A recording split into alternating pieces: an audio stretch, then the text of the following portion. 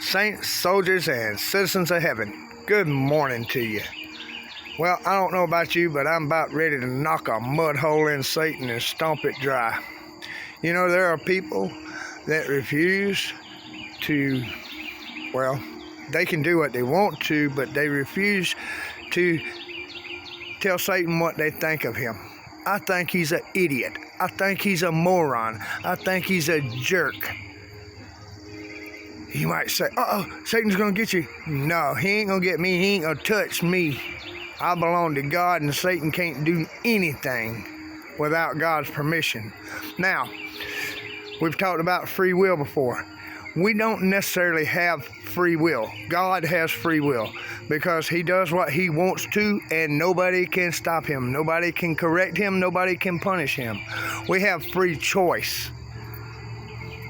We can choose what we do, but there are repercussions.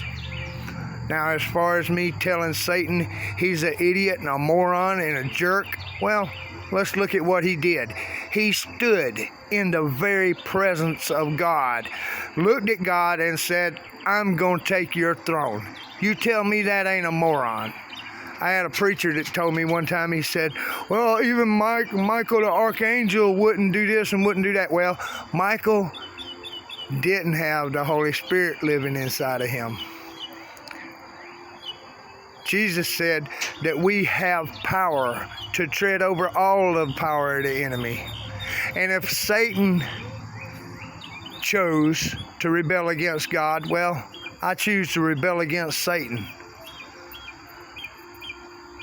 I'm not telling you to go out there and call Satan a bunch of names. That doesn't really do any good, but I tell you what does infuriate him, and there's nothing he can do about it.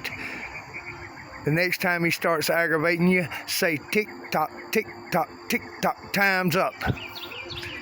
See, that does two things. That reminds him that his time is short and his punishment is soon. But it also will remind you that our time is short. And because we love Jesus, we will receive our reward shortly. Y'all have a blessed day.